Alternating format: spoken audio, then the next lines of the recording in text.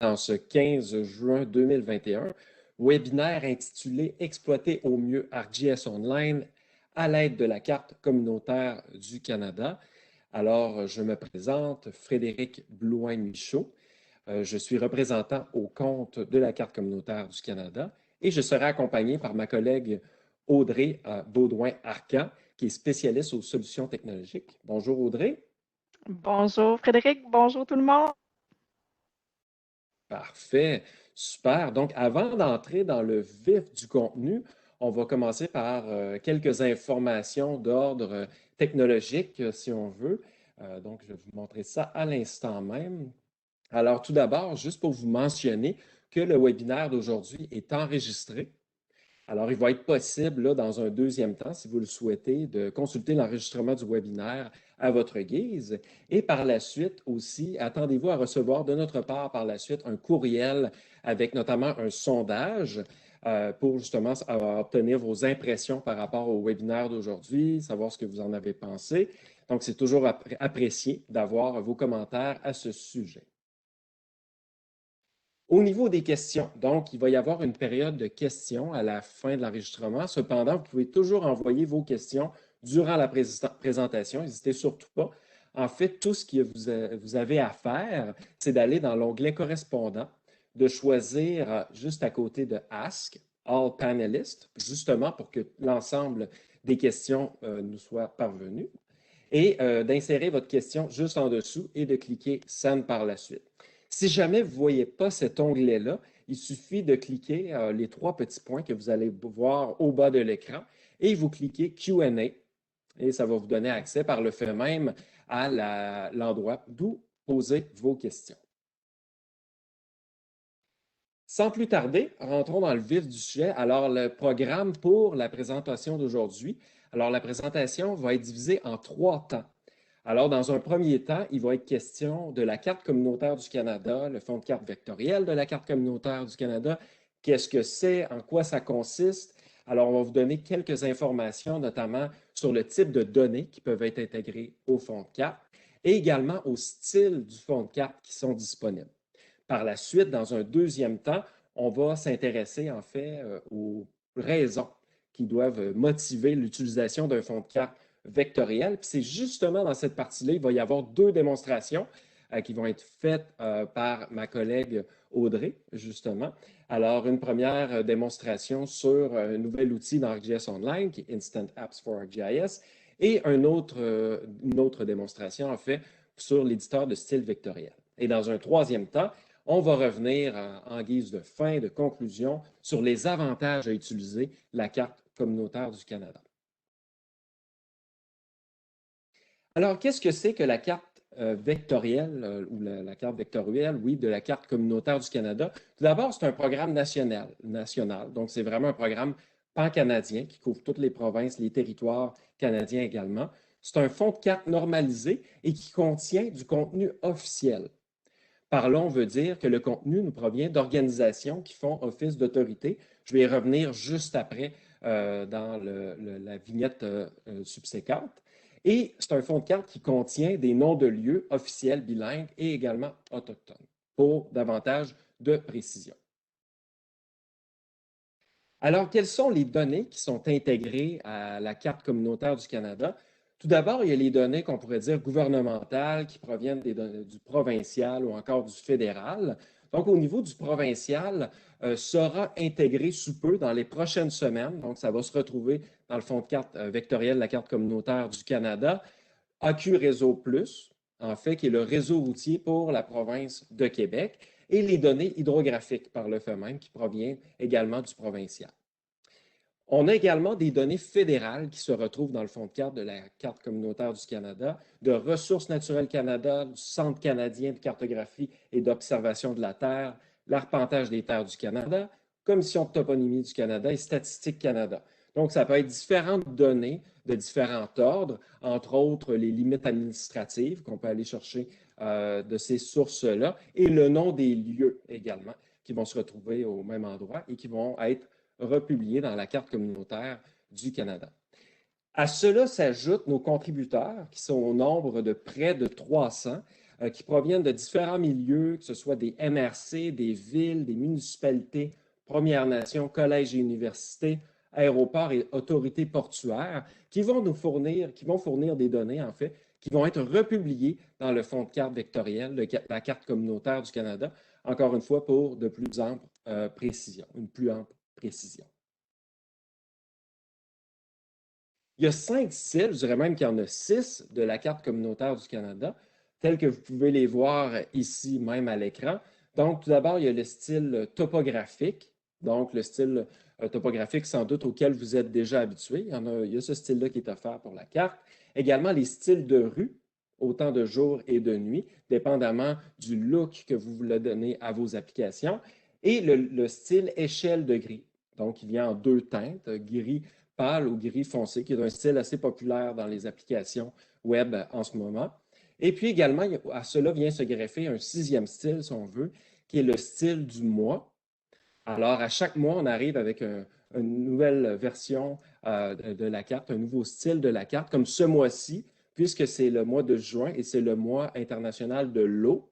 Bien, justement, la carte reprend cette thématique-là. Par exemple, en mai, comme c'est le mois qui a le 4 de mai, qui est la journée officielle de Star Wars, alors le style reprenait le look justement des films de Star Wars.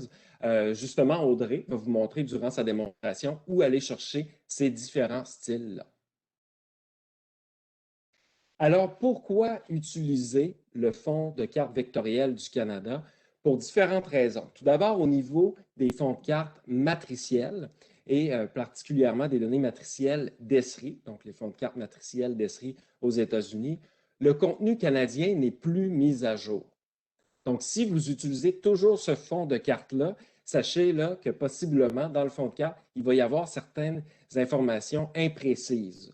Donc, c'est important pour cette raison-là, notamment, d'aller vers un fonds de carte vectoriel. Aussi, le début de l'assistance en phase de maturité entre en vigueur en juillet 2021. Alors, c'est le mois prochain. Donc, à partir du mois prochain, ça va être un produit qui va tirer vers la discontinuation, si on veut. Au niveau du fonds de carte vectoriel d'ESRI par la suite, donc les sources de données au niveau du contenu canadien proviennent de Here, qui est une compagnie, donc, et la carte est publiée, en fait, une nouvelle version de la carte est publiée à toutes les 3 semaines. Tandis qu'avec le fonds de carte de la carte communautaire du Canada, les données, comme on vous l'a montré juste auparavant, proviennent d'organisations qui font office d'autorité au niveau des données, que ce soit les gouvernements, les municipalités, les MRC, etc. Donc, les données viennent de ces organisations-là. Et en plus, les mises à jour sont faites de façon quotidienne. Puis, il y a une nouvelle version de la carte qui est publiée 2 fois par semaine. Donc, lorsqu'une mise à jour dans les données, quelque chose de nouveau qui s'ajoute, eh bien, la modification va se retrouver, va être affichée dans la carte très rapidement. Alors, ce qu'il faut retenir de tout cela, c'est vraiment que le fonds de carte matricielle est obsolète et que c'est important d'aller vers le fonds de carte davantage vectoriel et la carte communautaire du Canada. Voyez la différence maintenant. Alors, je vais vous montrer un exemple qui nous provient de la ville de l'Assomption. Alors, on va voir ici 2 fonds de carte qui vont être comparés pour la ville de l'Assomption. La ville de l'Assomption qui est contributrice justement à la carte communautaire du Canada, qui a donc fourni des données qui ont été ensuite republiées dans ce fonds de carte-là. Alors, à votre gauche, ici, vous avez le fonds de carte d'ESRI, justement, vectoriel d'ESRI. Alors, on peut voir, oui, que certaines informations utiles, comme le nom des parcs ici, par exemple, le nom de certaines rues, les cours d'eau, etc. Mais lorsque l'organisation devient contributrice, lorsqu'on a les données de cette organisation-là, c'est là vraiment que le fonds de carte devient beaucoup plus parlant et qui révèle davantage d'informations. Donc, si on regarde ici pour l'Assomption, eh bien, à l'Assomption, ils ont été en mesure de fournir l'empreinte des édifices, notamment. Alors, on peut voir différents édifices ici. Puis, si vous remarquez bien aussi, il y a des parcs qui n'apparaissaient pas nécessairement dans l'autre fond de carte qui apparaissent ici. Alors, ça, ce que ça veut dire, c'est de la donnée beaucoup plus à jour de ce côté-là. Et il y a même certains lieux, par exemple le Collège de l'Assomption, qui n'apparaissaient pas dans l'autre fond de carte vectoriel. Alors, c'est des points importants sur le territoire pour se situer sur une carte. alors ils apparaissent de cette même façon-là. Donc, le fond de carte est beaucoup plus clair, beaucoup plus parlant. Sans plus tarder, on passerait à la première et à la deuxième démonstration également. Donc, la première démonstration qui va consister à comment accéder à la carte communautaire du Canada. Alors, Audrey va vous montrer justement différentes façons d'y accéder et qu'est-ce qu'on peut faire justement en tant qu'application, comment créer une application rapidement avec ce fond de carte-là. Et dans un deuxième temps, comment personnaliser le fond de carte pour que ça reflète davantage les couleurs de votre organisation, par exemple. Alors, sans plus tarder, je vais laisser la parole à Audrey. Merci beaucoup, Frédéric. Alors, je vais commencer par un petit partage d'écran.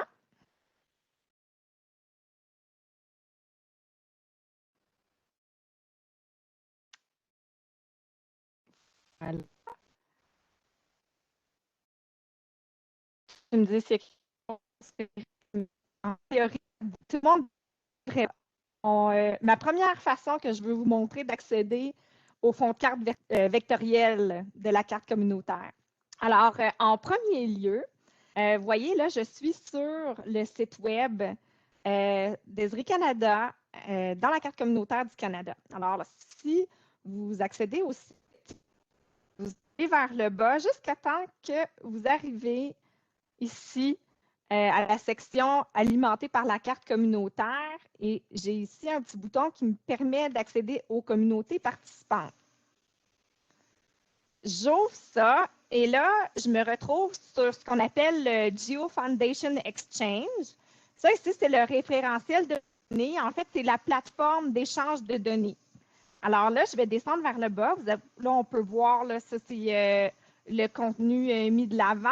Ensuite, j'ai les 5 styles ici que Frédéric vous a présentés plus tôt, que je peux accéder là, par la galerie.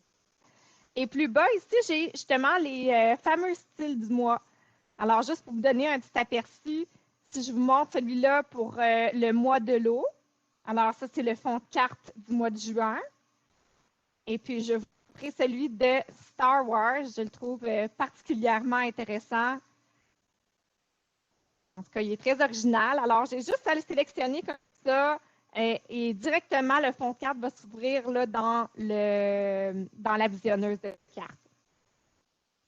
La deuxième façon que je veux vous démontrer comment on peut accéder aux cartes vectorielles, c'est via ici le Living Atlas of the World. Alors, je vais aller sur le bouton sous l'onglet Parcourir. Et là, vous voyez, j'ai différentes thématiques. Moi, ce que je veux, c'est aller voir les fonds de cartes. Et pour simplifier la recherche, je vais rajouter des filtres. Alors, je vais aller Région Canada, contenu officiel uniquement. Et vous voyez encore une fois, je retrouve les 5 styles de la carte communautaire du Canada. Et puis, si j'en choisis un, par exemple topographique, et là, c'est que je vais me retrouver sur la page web de l'élément.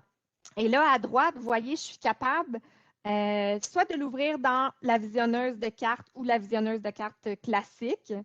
Je pourrais aussi l'ouvrir directement dans ArcGIS Pro ou encore créer une application web directement ici à partir de la page web de l'élément. Une autre façon, c'est je suis connectée à ArcGIS Online. Alors là, vous voyez, je peux soit accéder directement en cliquant sur carte ou via l'application ici, j'ouvre mon Map Viewer ou encore mon Map Viewer classique. Et là, je vais juste vous démontrer, supposons j'ouvre carte.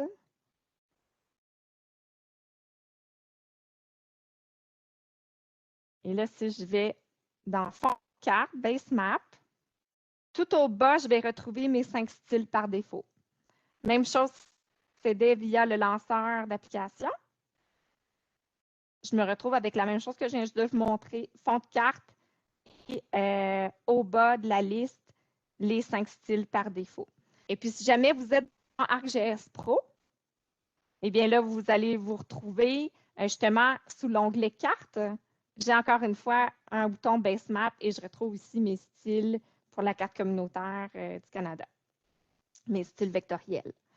Alors, si jamais j'ai oublié des façons d'accéder, n'hésitez pas, écrivez-nous dans le chat si jamais vous avez une autre idée de comment on peut accéder au fameux fond de carte vectoriel de la carte communautaire du Canada. Alors, tout ça, c'est possible. En fait, toutes ces options-là s'offrent à vous, à condition que votre organisation ait préalablement activé l'utilisation des fonds de carte vectoriels Esri.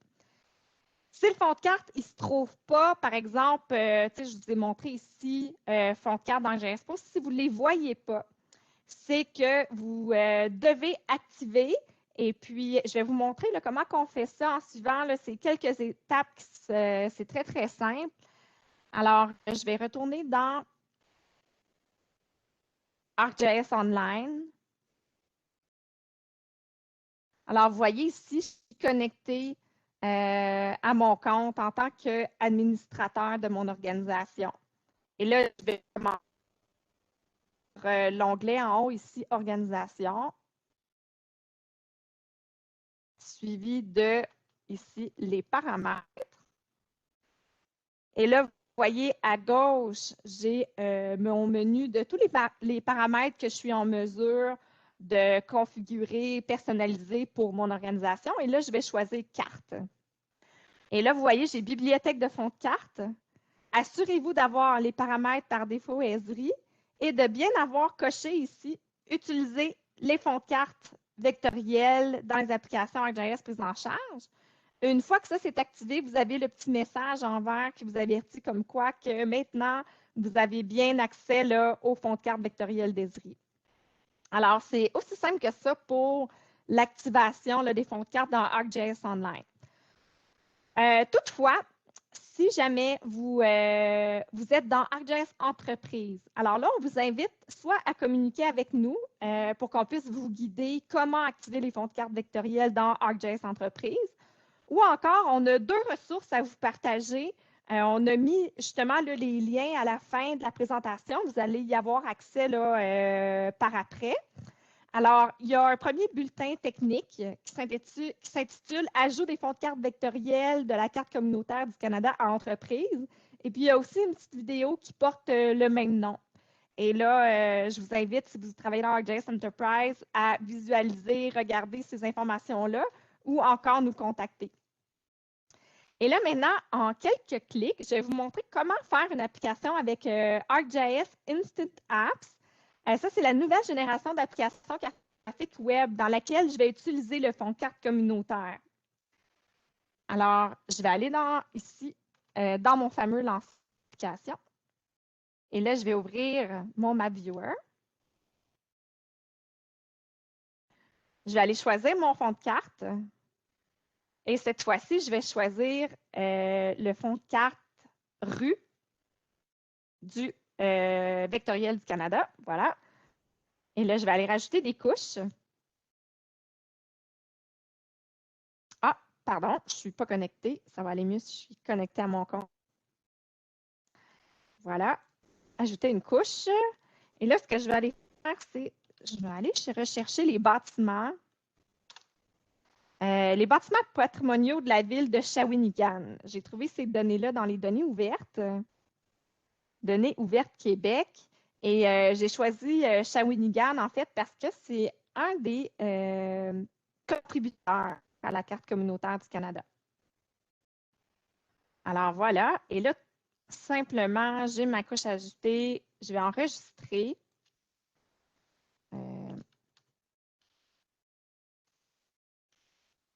Carte des bâtiments patrimoniaux.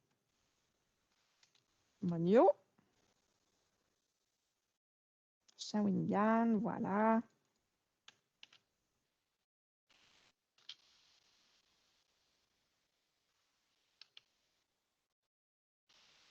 Je vais mettre une petite description. Et là, j'enregistre ma carte. Une fois que ça, c'est fait, vous allez voir directement dans la visionneuse de cartes, à gauche, j'ai un petit bouton qui me permet de créer une application. Si je clique là-dessus, j'ai le choix de créer directement une application avec Instant Apps, Story Maps ou Dashboards. Et là, dans le cadre de la démonstration aujourd'hui, je voulais vous montrer Instant Apps comme c'est tout récent comme solution configurable. Et là, une fois que je suis dans Instant Apps, vous pouvez voir, j'ai toute une galerie de modèles d'applications avec des conseils de sélection. Et puis, j'ai deux expériences de configuration qui s'offrent à moi dans Instant Apps. J'ai l'expérience Express et l'expérience complète que je vais vous montrer sous peu. Alors, je peux choisir une application en fonction de mes données, de mes objectifs, puis de mon public cible. Et puis, je peux également rechercher les outils particuliers inclus dans l'application via la barre de recherche qu'on voit ici. Donc, à titre d'exemple, je vais chercher le mot-clé Nearby. Parce que moi, ce que je recherche, en fait, c'est une application qui va me permettre de me localiser et de voir quels sont les bâtiments patrimoniaux qui se trouvent proches de moi. Alors, mon petit widget Nearby m'amène vers le modèle Nearby. Je pourrais utiliser ici Prévisualiser, mais comme je suis certaine, j'ai fait quelques petits tests avant la démo, que c'est celle que je veux, je vais choisir celle-là. Et là, je vais lui donner un petit titre à mon application. Voilà, patrimoine à proximité, ville de Shawinigan. Voilà, je configure l'application.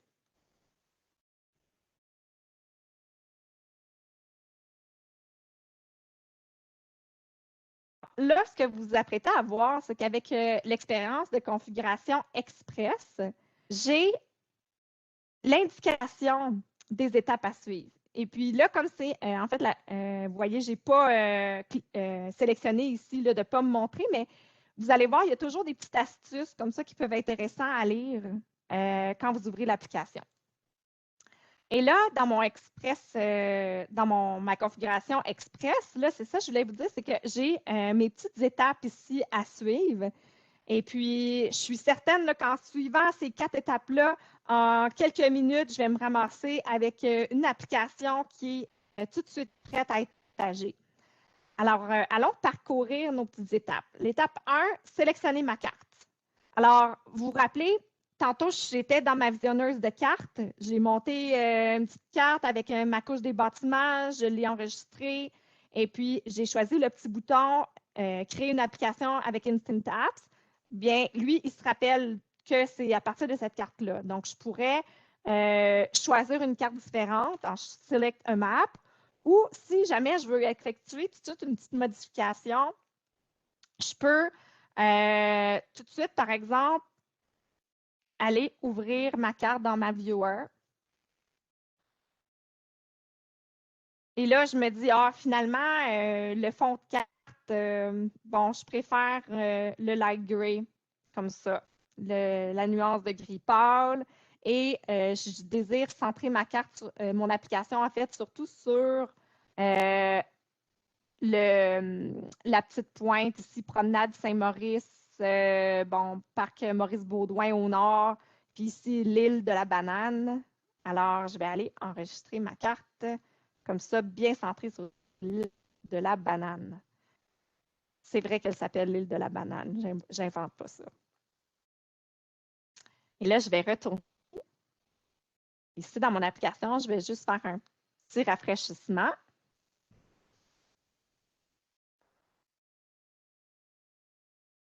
Et là, vous voyez, là, j'ai ma carte là, comme ça avec ma nuance de gris pâle comme fond de carte. Et là, bon, j'ai fait l'étape 1, comme ça ici. Next, étape 2, c'est là que je peux modifier le titre et modifier, bon, carte des bâtiments patrimoniaux. Le titre de mon application, en fait, j'avais dit que je voulais que ça soit patrimoine à proximité.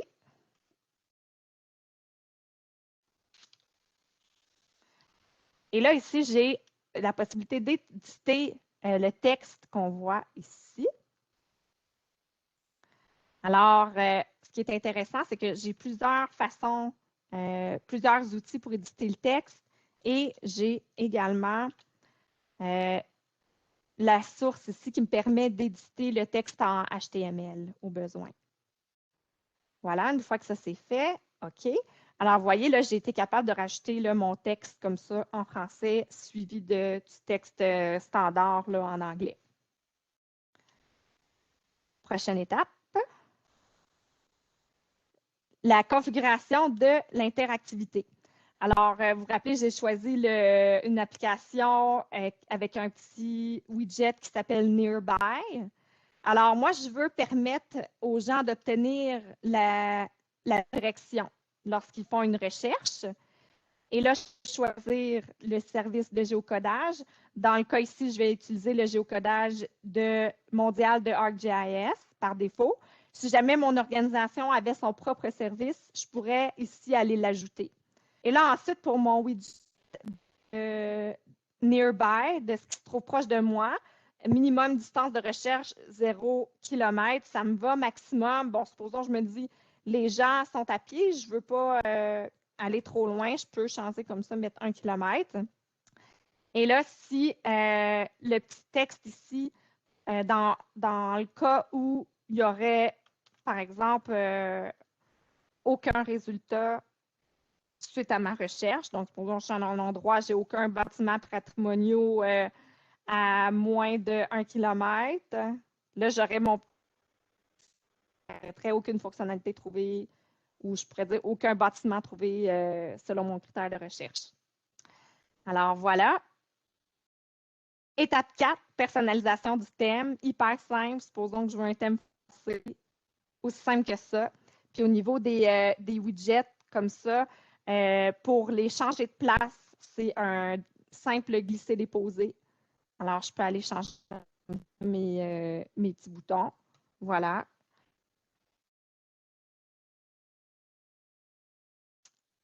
Et là, en bout de ligne, je suis à mon étape 4. Là, je me dis, avant de publier, de voir de quelle façon ça peut apparaître sur différents appareils mobiles. J'ai mes petits onglets ici dans le bas qui me permettent de visualiser ça sur différents appareils, puisque mon application qui est créée avec Instant Tap, c'est une application qui est réactive ou responsive en anglais. Alors, j'ai l'option de voir ça comme ça sur différents appareils. Et là également, vous pouvez ajouter un widget qui permettrait, par exemple, aux utilisateurs de l'application de choisir parmi 2 fonds de carte. Alors, ça, c'est une option que vous souhaitez leur donner. Vous pouvez passer en ce qu'on appelle le full setup en cliquant le deuxième bouton ici à gauche. Et là, j'ai un petit avertissement. Et vous n'en faites pas. Si jamais vous allez en full setup, vous pouvez revenir là, très facilement en setup express ou configuration express. Alors là, si je vais dans interactivité, dans modifier, vous allez voir que j'ai plus d'options qui s'offrent à moi.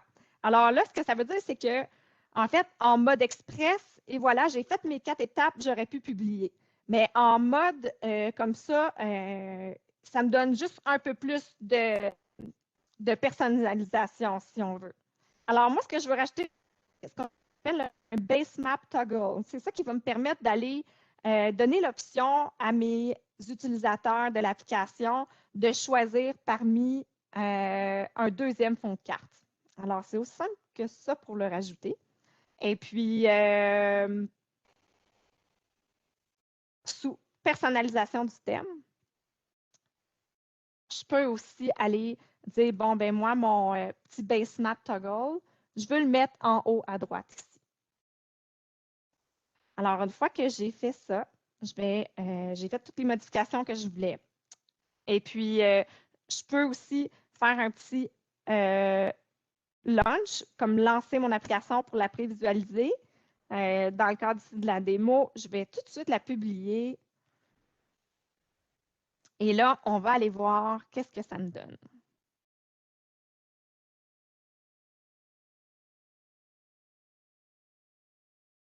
Ah oui, j'ai cliqué trop vite.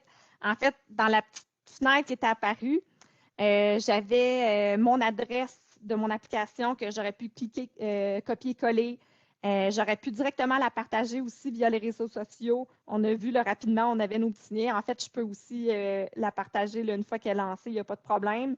Puis j'avais aussi le petit bouton qui permet d'intégrer dans une page web. Embed, le petit bouton de Embed. Alors, voilà pour ça. Et là, vous voyez, je suis dans mon application. Mon petit mot de bienvenue qui décrit aussi comment l'application fonctionne. Et là, je peux faire une recherche. Bon, supposons que je suis au parc Maurice-Baudouin. Voilà. Et là, vous voyez dans mon rayon, ici, de 1 km, je vois tous les bâtiments qui se trouvent à proximité. Et là, dans ma liste de résultats, si je vais sur direction, ici, bon, là, je vois évidemment ce qui se retrouve en fait dans la fenêtre contextuelle, là, les différents attributs du bâtiment en question ou des bâtiments en question. Et puis ça, évidemment, vous savez, les fenêtres contextuelles, ça, c'est tout configurable à partir de ma visionneuse de cartes, mon Map Viewer. Alors, c'est là que j'aurais pu configurer ça. Là, je l'ai laissé par défaut. Je fais sur direction. Bon, là, j'ai ma distance de parcours, combien de temps ça me prend, je suis à quelle distance. Et là, j'ai différentes options. Par exemple, walking, distance de marche. Et voilà. Alors, puis évidemment, mon petit base map toggle ici, si jamais je souhaite basculer avec le fond de carte vectoriel, la carte communautaire du Canada, mais de type de style rue. Alors, voilà pour la première partie de la démonstration. Là, la deuxième partie, c'est comment je fais pour aller, dans le fond, personnaliser un fond de carte de la carte communautaire du Canada, un fond de carte vectoriel. J'ai ici ouvert une petite application que j'ai trouvée sur Internet. Il y en existe plusieurs. C'est une application qui me permet d'aller chercher un code RGB ou une valeur hex à partir de soit d'une couleur ou encore à partir d'un fichier. Et là, dans le cas ici, je vais aller chercher le petit logo de la ville de Shawinigan. Et là, tout ce que j'ai à faire, c'est que je m'en vais sélectionner comme ça des couleurs de mon logo. Comme ça ici, j'ai juste à cliquer. Bon, je vais prendre un rouge, c'est un petit peu plus pâle. Et là, Copy Color Code. Je veux copier, moi, la valeur hex. Alors, c'est ça que je vais faire. Et là, je vais retourner dans mon contenu sur ArcGIS Online et je vais aller ouvrir la carte que j'ai créée tantôt, carte des bâtiments patrimoniaux. Je vais aller l'ouvrir dans le Map Viewer classique.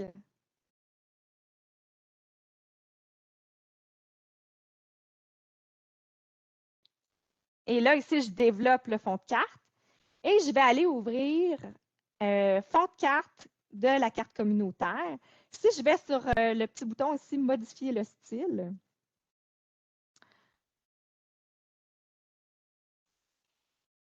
je vais juste lui donner un petit nom pour dire, dans le fond, la façon, juste lui donner le nom de comment je vais modifier ce fond de carte-là. Là, j'enregistre le style, puis en enregistrant, automatiquement, il va m'ouvrir mon fond de carte dans le Vector Tile Editor. Juste rapidement vous montrer,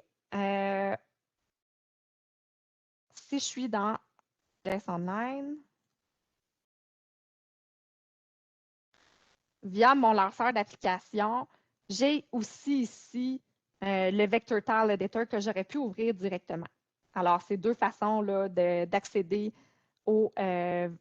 à l'éditeur de fond de carte vectoriel. Alors là, j'ai ma carte communautaire du Canada, la nuance de gris. Et là, j'ai plusieurs façons là, de mettre à jour puis de le personnaliser. Bon, je peux mettre à jour par couleur, comme ça ici. Je peux mettre à jour les icônes et les modèles. Et puis, je peux télécharger aussi le style actuel. Puis, mettre à jour, évidemment, en fonction de mes couches, plus particulièrement. Alors, dans le cas ici, ce que je vais faire, c'est que je vais aller directement, en fait, je vais commencer, pardon, par aller choisir ma couleur.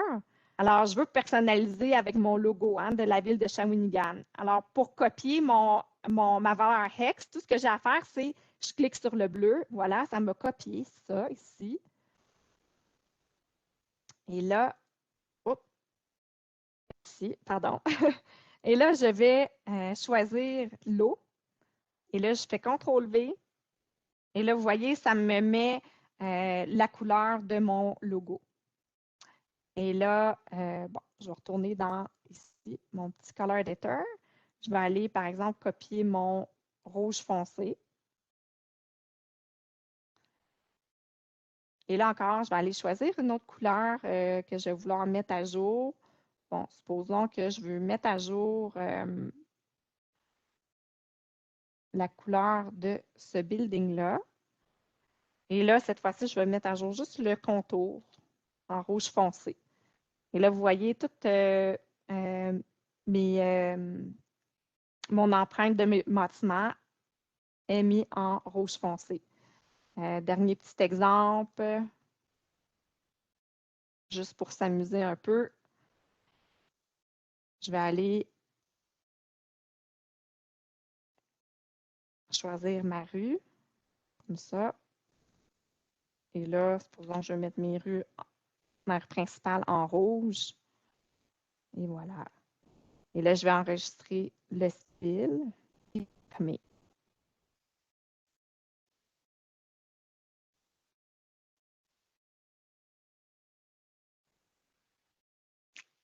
Et là, vous voyez automatiquement mon fond de carte est vraiment personnalisé en fonction du logo. Et là, je vais l'enregistrer de cette façon. Quand je vais retourner ici, je vais rafraîchir ma petite application. Et voilà, j'ai mon application avec ma carte qui est vraiment personnalisée là, en fonction de mon thème organisationnel ou de mon logo de mon organisation. Alors, c'est ce qui met fin à ma petite partie démonstration. Merci beaucoup, Audrey. C'est vraiment intéressant de voir, notamment avec Instant App, je peux voir que dans une situation où quelqu'un doit produire une carte ou une application assez rapidement pour, notamment, par exemple, s'il y a un avis d'ébullition d'eau. Souvent, ça arrive à une dernière minute, il faut prévenir les gens rapidement. Ça peut être une façon, notamment sur le site web, en produisant une application, en ayant Instant App, que ça se fait en quelques clics, puis la carte communautaire du Canada, par exemple, ça permet de créer une carte vraiment rapidement. Puis au niveau de l'éditeur de style vectoriel, bien, je pense que ça permet vraiment que les gens aient un sentiment d'appartenance avec peut-être le contenu qui est produit par la municipalité, la ville ou la MRC sur son site web. Donc, ça donne vraiment aux applications le look, là, finalement, de l'image que veut donner la MRC ou la ville, là, dans ce cas-là, au contenu qu'elle va publier. Super. Est-ce que tu pourrais me redonner le partage, s'il te plaît, Audrey? Oui. Merci. Comme ça, je vais pouvoir repartager mon écran. Merci beaucoup. Parfait. Donc, pour poursuivre dans cela, alors, quels sont les avantages d'utiliser justement le fonds de carte vectoriel, la carte communautaire du Canada? Bien, ça peut devenir une source unique et fiable d'informations pour vous et votre équipe. Alors, surtout si vous devenez contributeur, notamment, ça peut carrément refléter vos informations municipales et tout cela. Donc, ça devient, par le fait même, une source unique et fiable vers qui rediriger les gens, les collègues, autant que les résidents, par exemple, votre MRC ou votre ville.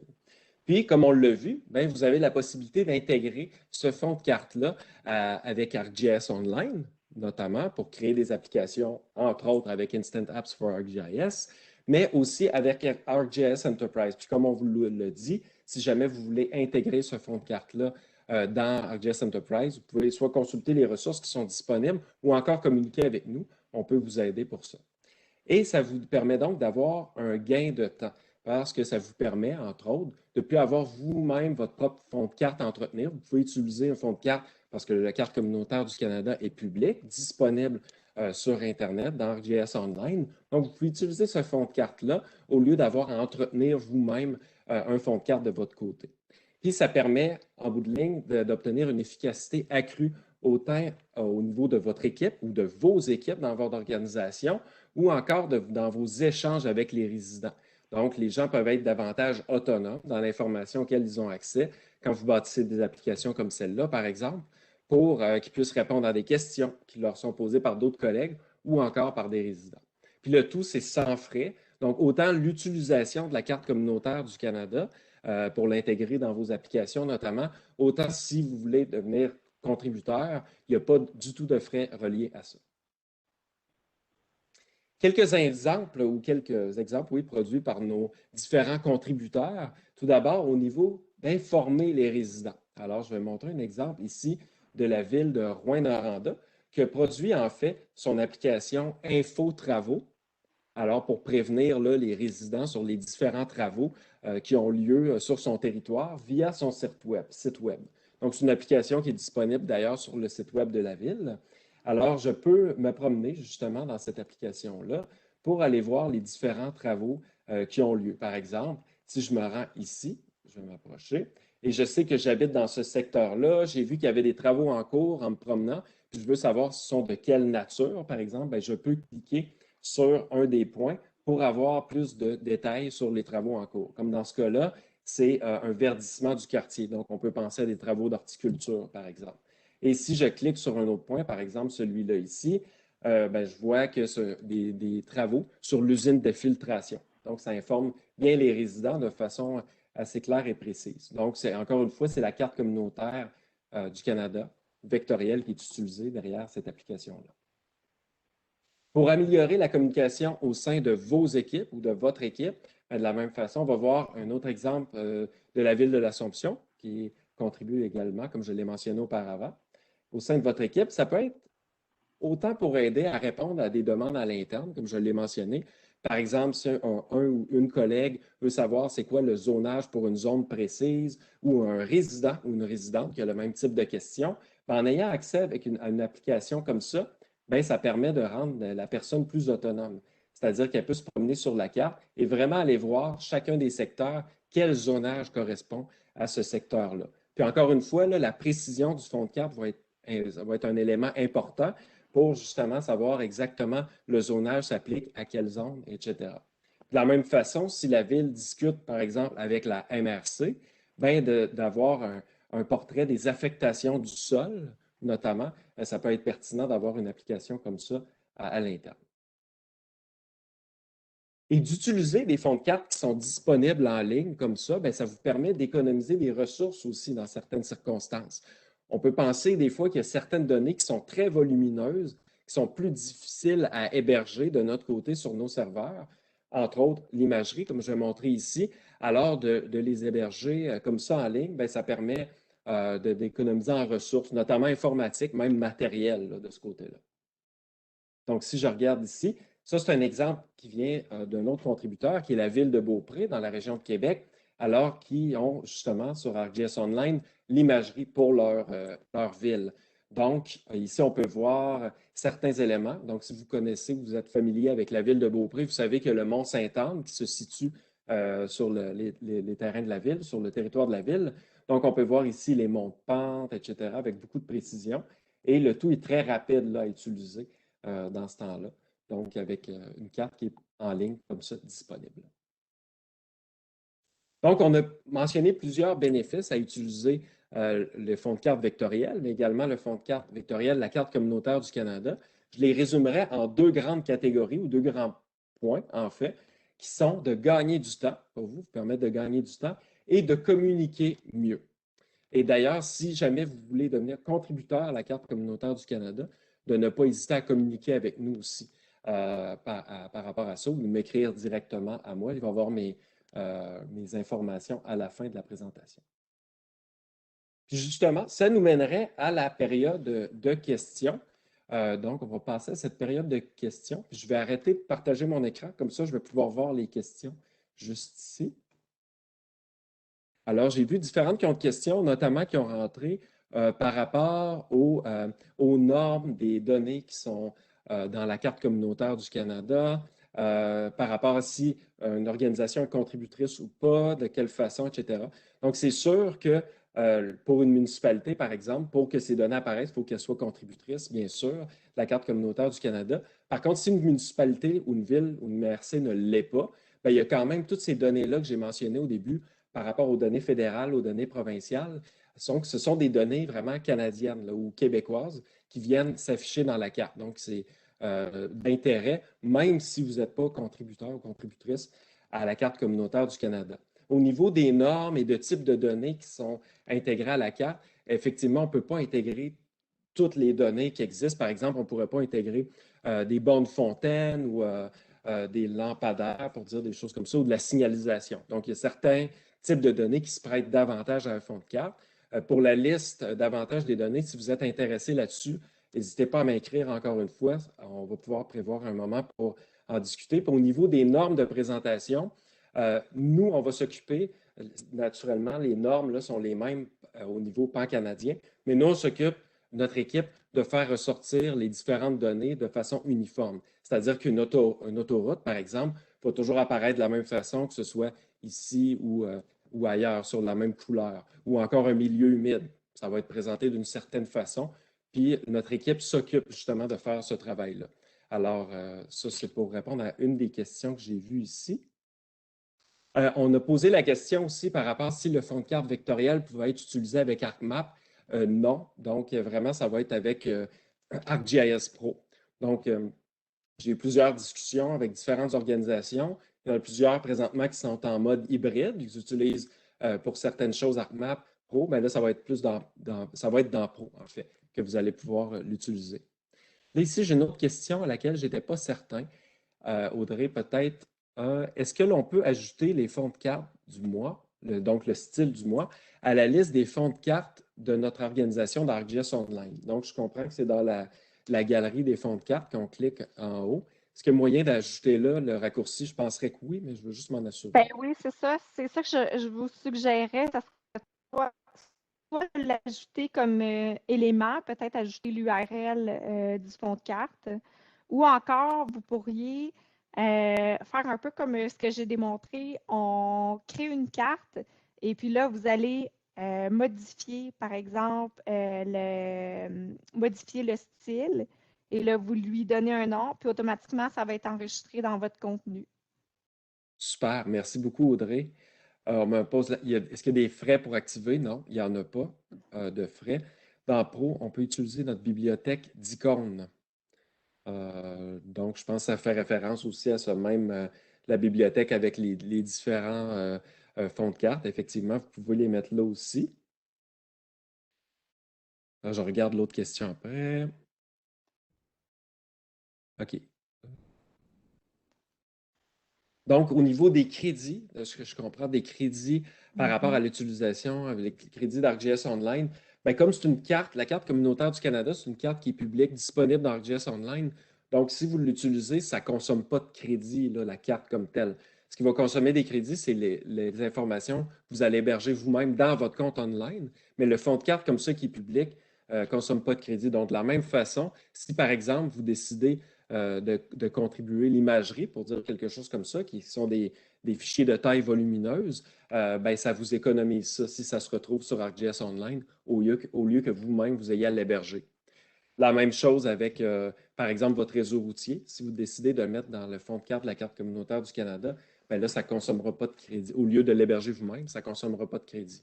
Puis tout ce qui est publié ou republié dans la carte communautaire du Canada n'est pas comme tel consultable. C'est-à-dire qu'on peut voir les informations dans le fond de carte vectoriel, mais je ne pourrais pas les télécharger, par exemple, ou consulter la table attributeur. Je ne pourrais pas faire ça.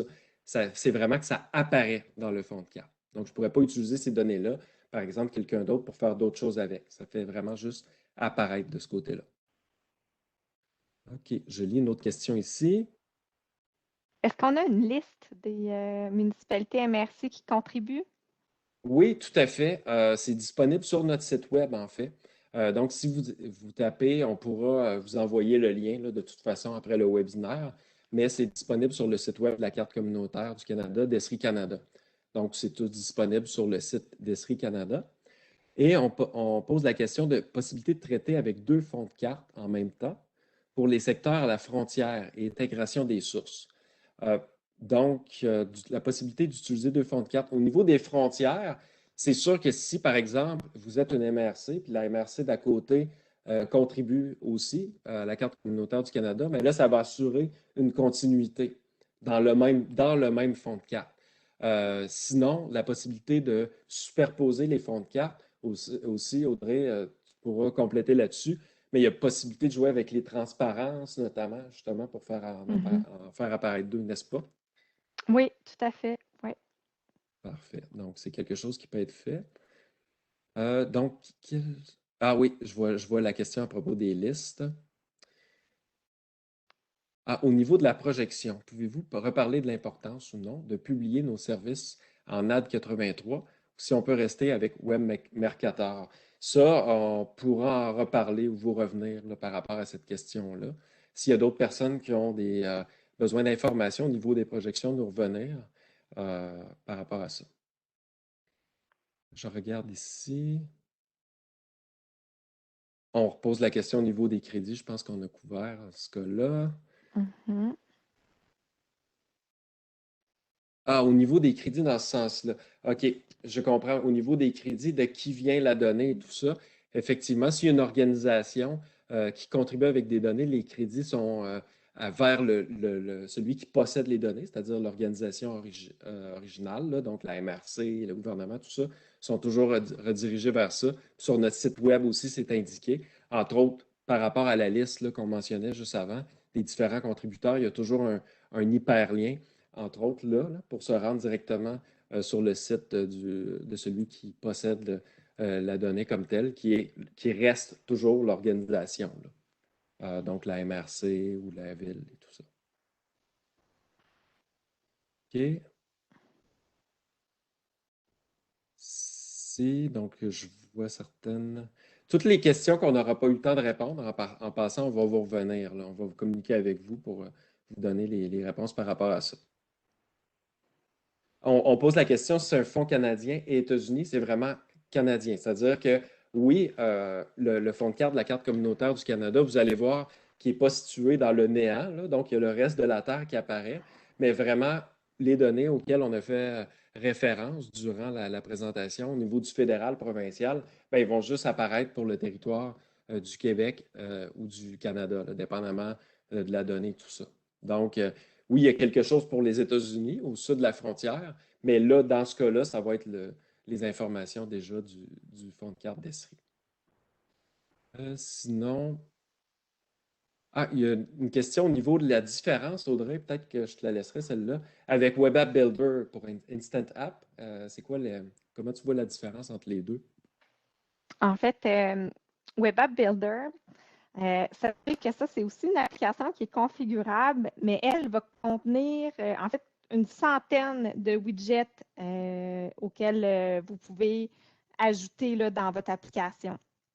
Alors que Instant Apps, il faut le voir vraiment comme une application qui est déployer. En 5 minutes, vous êtes capable d'avoir une web app et de la publier, puis de la rendre disponible. Alors, je dirais, ça, c'est quand même une grosse différence là, entre les deux. Donc, je le verrais comme ça. Ben, les deux, c'est des applications configurables, pas besoin de programmation. Super, parfait, merci. Et on demande aussi au niveau de l'éditeur de style vectoriel si on peut changer autre chose que les couleurs, en fait. Y a-t-il moyen de changer la police ou Oui, vous pouvez tout changer ça. Vous pouvez changer tu sais, les logos ou attends, comment ça s'appelle? Non, je vais juste le rouvrir, j'ai un petit blanc. C'est